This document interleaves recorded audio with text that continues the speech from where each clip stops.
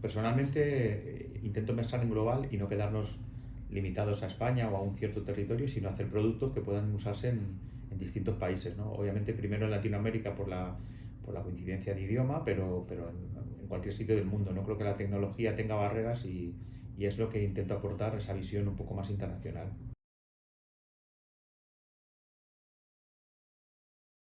La verdad que no, y se echa de menos porque hay una desconexión total entre la universidad y la empresa. Entonces, creo que este tipo de iniciativas, tengo mucha experiencia, de hecho he dirigido una incubadora que se llama Connector en Madrid, pero nunca he tenido una experiencia trabajando con una incubadora en el ámbito universitario, ¿no? Entonces, creo que, no sé si saldrá el siguiente Facebook de ahí, pero lo que está claro es que hará que se unan mucho más los lazos entre empresa y universidad y a lo mejor, como digo, es muy difícil hacer un producto global directamente saliendo de la universidad, a no ser que seas Mark Zuckerberg, pero seguramente lo que construye es o fomente que hay un ecosistema de gente universitaria que vea que es fácil montar una empresa y que con este apoyo de la incubadora pues se lo van a poner más fácil y a lo mejor, como digo, la primera startup no sea la que triunfe, pero va a crear un caldo de cultivo de gente joven con ganas y con ese apoyo para seguir creando empresas y creando pues normalmente con base tecnológica, que es lo que necesitamos.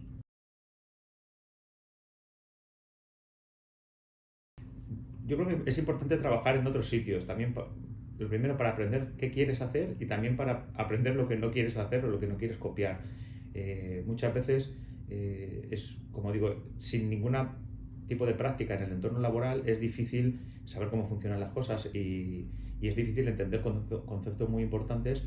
como la importancia de cuidar el cash flow, ¿no? La caja que tengas en tu empresa. Entonces eso solo se aprende con la práctica. Afortunadamente la gente joven lo que tiene es bastante tiempo todavía por delante, con lo cual yo le recomendaría estar 6 meses, un año, X tiempo de práctica, no digo de práctica, sino trabajando en algún sitio antes de montar su propia empresa, para eso, para ir cogiendo un poco de experiencia y sobre todo, obviamente, pues hablar idiomas y conocer la tecnología, independientemente del tipo de empresa que quieran montar.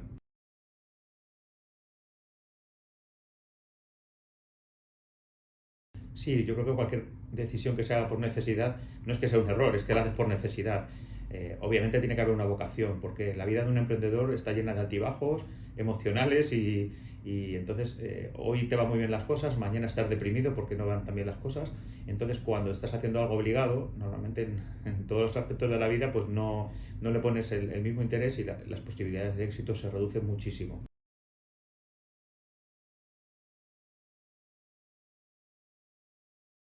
Sí, la verdad que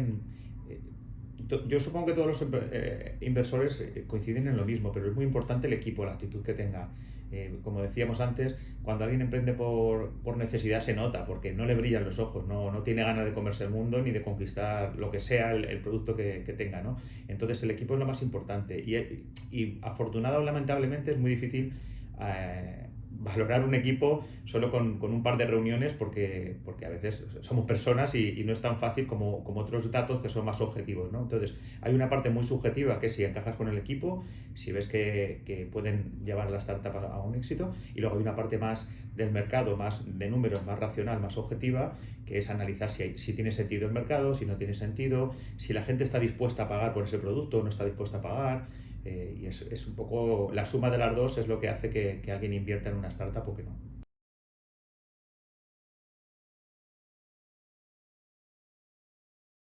Pues no he tenido ninguna experiencia directamente con la parte de crear una startup desde la formación profesional, pero sí con la contratación, sobre todo de perfiles más técnicos, ingenieros, o sea, más relacionados con ingeniería, con la programación, sobre todo, diseño, etcétera. Y los resultados pues suelen ser buenos porque es alguien que le gusta mucho pues, el diseño o la informática o algo que está aprendiendo y es más práctica que una carrera universitaria que muchas veces no tiene mucha experiencia en ese área, ¿no? Entonces, como tal con la creación de empresas desde la FP, pues no sé si existe algún caso de éxito, pues yo no lo conozco, pero sí que con el personal cualificado y sí que veo que tiene mucho sentido, sobre todo en carreras más técnicas que es más, muchas veces es más importante la práctica que no solamente la teoría que estudias en la universidad. Entonces, creo que hace falta muchísimo personal cualificado por lo menos en todo lo que es el ámbito que está alrededor de Internet, que es mi área de conocimiento, pues necesitamos muchos diseñadores, programadores, informáticos de sistemas, etcétera, y no tienen por qué ser todos licenciados, ni mucho menos, simplemente que les guste lo que hacen y que lo hagan bien.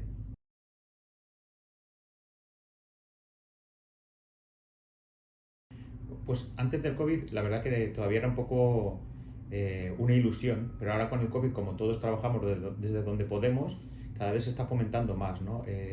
Normalmente es muy difícil lanzar un proyecto en varios países a la vez con emprendedores distribuidos, por así decirlo, porque las decisiones, al final hay una diferencia horaria, etcétera. Las decisiones no son tan ágiles, aunque la tecnología nos lo permita. Pero lo que sí que se está haciendo mucho es lanzar una cosa en México no sé, o en España y exportarla rápidamente. O sea, lo que más que co-crear una startup en varios países, que tampoco conozco muchos casos de éxito en ese sentido, porque antes no existía esta realidad, lo que sí que existe y cada vez se está dando más es la aceleración de la internacionalización. Es decir, montas una startup en Madrid, en Canarias, en Barcelona, donde quieras, y antes tenías que estar un año, lanzarla en Italia, otro año en México. Entonces pasaba 4 o 5 años y cada año lanzabas como mucho un país, 2 países, depende de tu startup. Ahora, en cuestión de un año, si quieres, y tienes fondos y el producto es viable, puedes lanzar en 5 6 7 países de Latinoamérica, por ejemplo, en un breve periodo de tiempo, porque la interconexión que tenemos ha acelerado mucho la internacionalización. No tanto veo complicado crear una startup con emprendedores en distintos países, aunque bueno, aunque sea complicado, no significa que no sea más fácil que antes era casi imposible.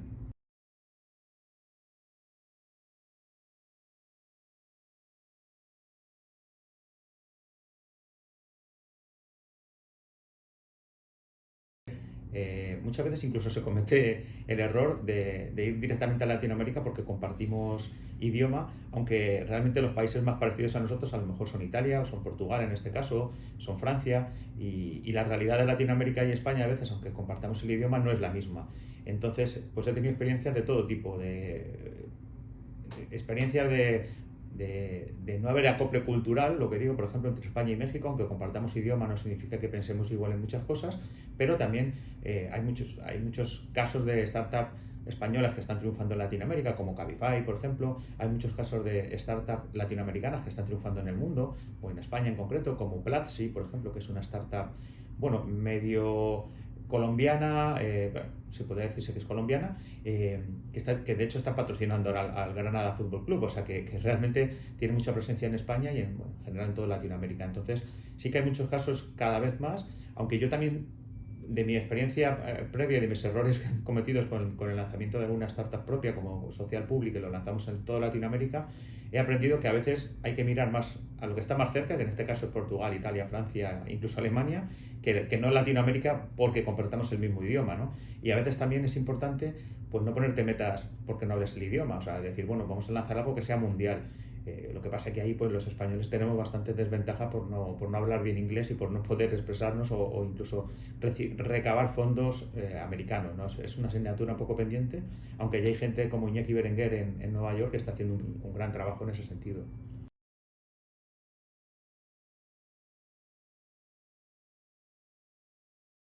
Canarias sí, ahora mismo de hecho cada vez Canarias se está posicionando por sus ventajas fiscales como un foco de desarrollo tecnológico, en el sentido de que cada vez surge más empresas de programación o desarrollo en Canarias, y nosotros de hecho trabajamos con varias y somos inversores en una que se llama Strategy, por ejemplo, que es un gimnasio virtual para mejorar en League of Legends. Es decir, hay muchos chicos que juegan al League of Legends, o no tan chicos, que juegan al League of Legends y necesitan entrenar sus habilidades para mejorar. Entonces, esto es un gimnasio que te va poniendo retos y que te ayuda a que seas mejor en League of Legends, porque algunos querrán ser profesionales de eso o simplemente por mejorar en ese juego. Entonces, todo el desarrollo y toda la startup está en Canarias, y luego en Social Public, por ejemplo, hemos contratado muchas veces empresas canarias para lo que es desarrollo web. Es bastante común cada vez veo más que mucha gente se está yendo, igual que se van a Portugal por el tema cripto, eh, por el tema impositivo, mucha gente se está yendo a Canarias a temas de desarrollo de aplicaciones, etcétera, por la parte tecnológica.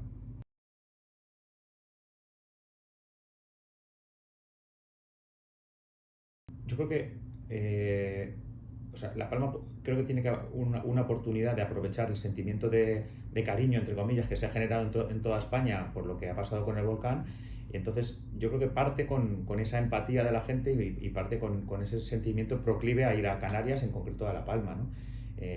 Ahora dependerá que ellos lo sepan aprovechar y se conviertan en casos prácticos y no simplemente en un ideario que al final no se cumpla, ¿no? También la gente tiene memoria a muy corto plazo, entonces o hacen algo pronto o a lo mejor dentro de 2 años ya esa oportunidad la ha perdido, ¿no? Pero yo creo que en general Canarias despierta mucha simpatía en el resto de España y tiene que aprovechar esa oportunidad.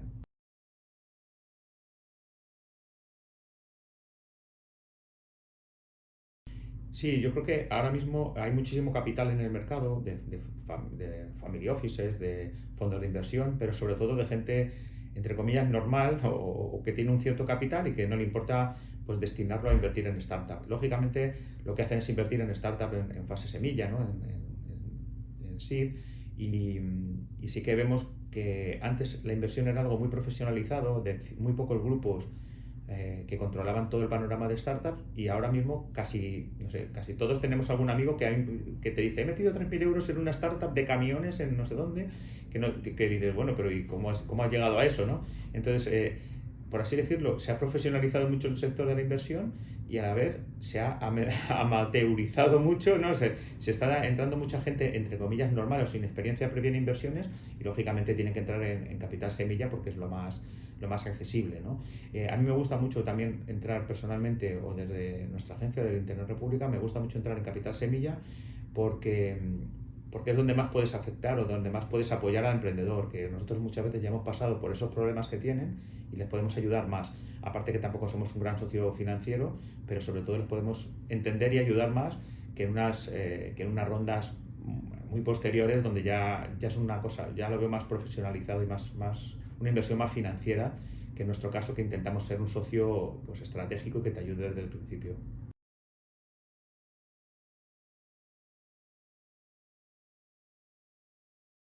Pues para mí lo importante es demostrar que hay un mercado, es decir, demostrar que alguien puede pagar por un producto. A veces los emprendedores nos empeñamos en lanzar un producto con no sé cuántas mil funcionalidades que a lo mejor luego el mercado ni la quiere ni está dispuesto a pagar por ello. Entonces, aunque sea un poco antinatura, por así decirlo, a veces es mejor empezar a vender algo para ver si realmente la gente lo compra. Y cuando digo empezar a vender es hacer marketing online, anunciar un producto para ver si realmente hay un mercado que esté dispuesto a pagar por ello y, y luego desarrollarlo o añadirle funcionalidades, que es lo que muchas veces se falla al lanzar una startup, ¿no? Que intentas abarcar todo y al final pues alguien te viene con un PowerPoint gigante o con un producto que llevan 2 años desarrollando, pero que luego cuando lanzan, consiguen inversión para marketing principalmente y lanzan, se dan cuenta de que nadie usa ese producto tan maravilloso. Entonces es mejor tener pocos usuarios, pero probar que el modelo funciona, que intentar eso de desarrollar todo lo posible de una aplicación y que luego la gente no quiera pagar por ello, no quiera pagarlo o no quiera usar ese servicio.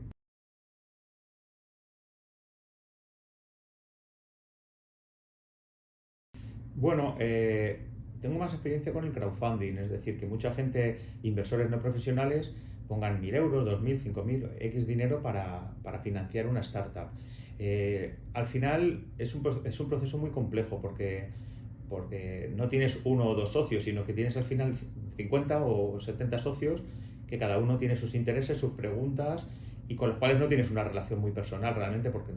ni los conoces en muchos casos. Entonces, es una cosa que a mí personalmente me da bastante pereza y que lo encuentro bastante complicado que funcione. Prefiero que haya dos, tres, cinco inversores más profesionales y algún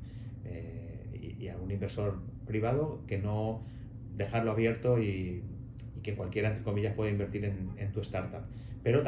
es una vía válida, obviamente. Entonces, al final hay casos de todo tipo. Hay startups que habrán funcionado bien y hay otras que les ha ido muy mal con ese modelo.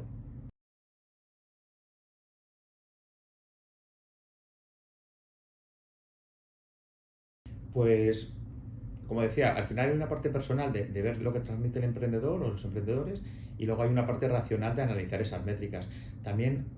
quizás para un inversor novato es bueno apoyarse en business angels o que conozca, que ya hayan invertido en esa empresa o incluso en plataformas de crowdfunding que ya coinviertes con mucha gente y esa validación, por así decirlo, ya la hace la propia plataforma de crowdfunding. O sea, pero todos nos han contado algún proyecto que sin tener grandes métricas y sin conocer mucho más nos ha enamorado, y al final también es una decisión a veces irracional. Así que, bueno, que prueben, al final también, obviamente, que no inviertan el dinero que necesiten, porque el grado de éxito de una startup es muy complicado. Entonces, que prueben dentro de sus posibilidades, y la siguiente vez saldrá mucho mejor. Tampoco hay mucho más secreto.